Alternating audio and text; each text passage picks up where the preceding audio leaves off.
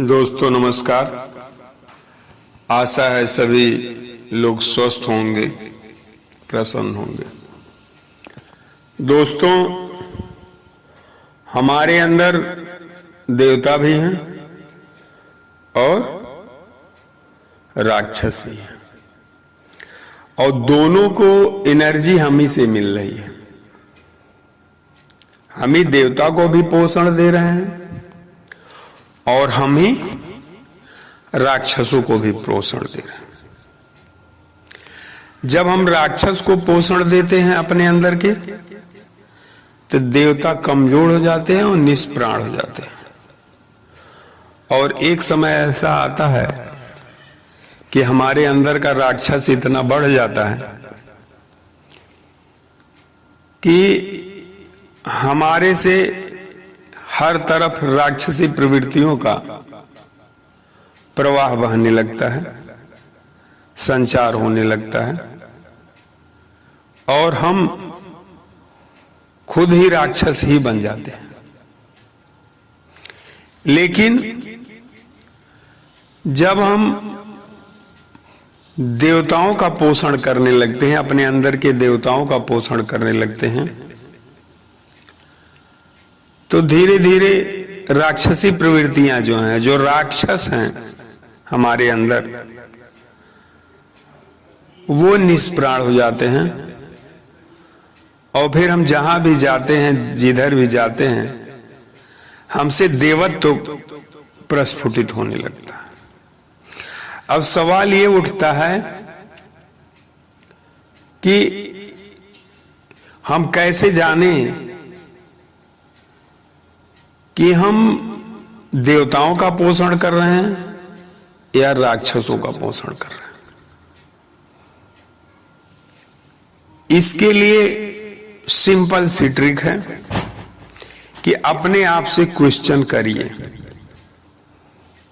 कि क्या हमारे अंदर द्वेष बढ़ रहा है, मोह बढ़ रहा है, निंदा चुगली करने की आदत बढ़ रही है, क्रोध बढ़ रहा है, वासना बढ़ रही है। अगर इस तरह की चीजें बढ़ रही हैं, बेचैनी बढ़ रही है,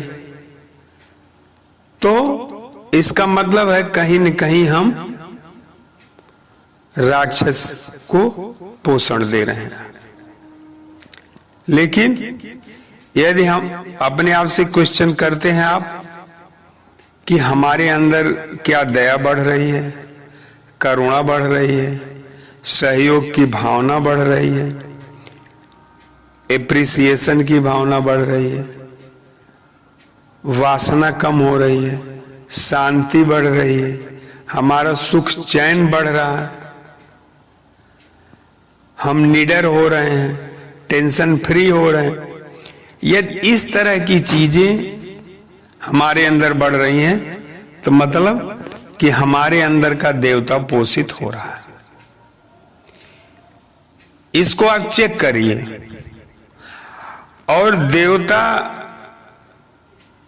पोषित हो या राक्षस पोषित हो, जीवन तो चल ही रहा है। लेकिन अगर देवता पोषित होगा तो आपका जीवन सुखमय होगा, अगर राक्षस पोषित होगा तो आपका जीवन दुख और जंजाल से भरा हुआ हो। लेकिन ये बात तय है कि एनर्जी दोनों को हम ही से मिल रही है, दोनों का पोषण हम ही कर रहे हैं। एक साथ दोनों का पोषण नहीं हो सकता, देवता भी बढ़े, दानव भी बढ़े, नहीं। जब आप एक को पोषण देंगे तो दूसरा मिट जाएगा, एक तरफ ध्यान देंगे तो दूसरा धीरे धीरे खत्म हो जाएगा। इस तरह से अपनी जिंदगी की डोर पकड़िए।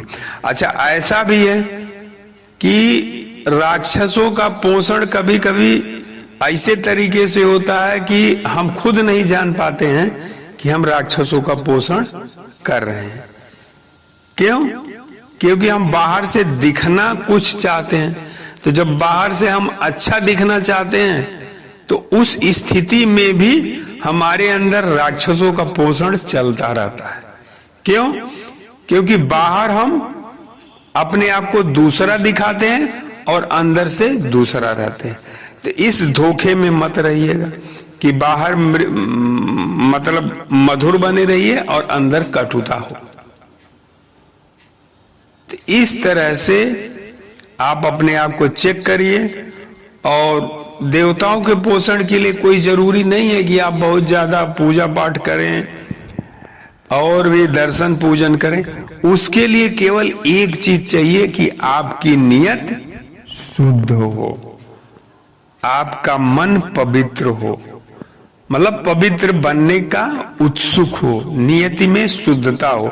तो जब आपकी नियति शुद्ध होने लगेगी, मन पवित्र होने लगेगा, तो आपके अंदर देवताओं का पोषण होने लगेगा, चाहे आप पूजा पाठ करते हो चाहे ना भी करते हो।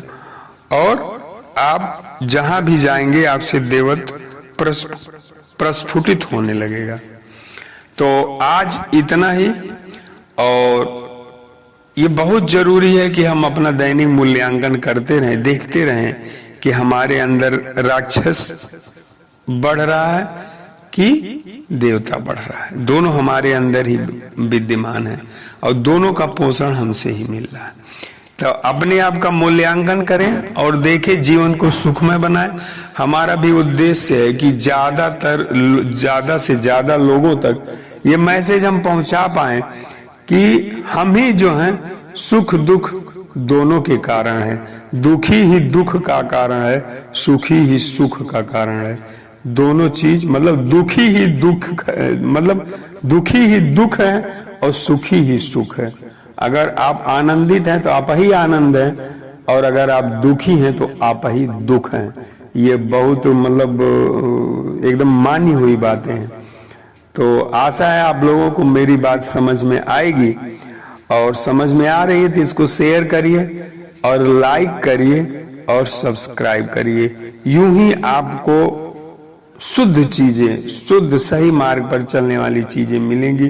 कोई पाखंड नहीं मिलेगा, कोई बनावटी चीजें नहीं मिलेंगी। धन्यवाद, धन्यवाद, धन्यवाद।